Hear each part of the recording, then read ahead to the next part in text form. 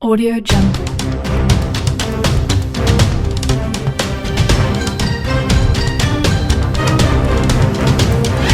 Audio Jungle.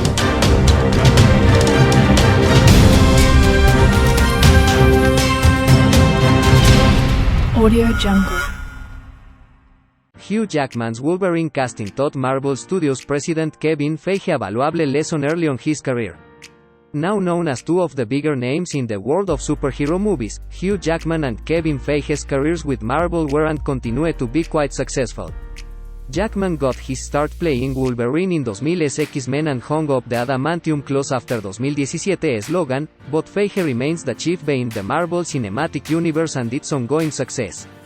Although Marvel fans are quite fond of both men at this stage, that wasn't exactly the case when Hugh Jackman was first announced to be Wolverine in X-Men. His casting came after Doug Ray Scott had to leave the role, and it quickly became the biggest role of Jackman's career. However, not everyone was on board with Jackman playing Wolverine, as the says those Ozzy with leading man looks didn't exactly look like the character's comic counterpart.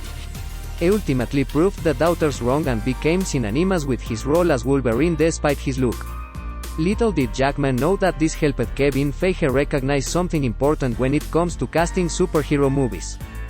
Feige recalled the outrage to a tall Wolverine in the story of Marvel Studios, the making of the Marvel Cinematic Universe, and revealed the important lesson he took from it. The key to Jackman's Wolverine casting, and any comic book movie castings, in Feige's mind is that whoever gets the role embodies the spirit of the character first and foremost. Matching the physical look from the comics isn't as important to Feige, as Jackman matched Wolverine's comic spirit.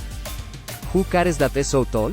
He embodies the spirit of Wolverine, and that was a big lesson that he always took from that. It doesn't have to match the comic frame exactly.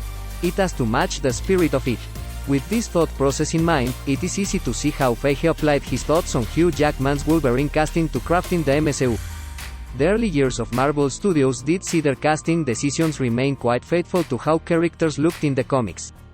Chris Evans' Captain America, Robert Downey Jr.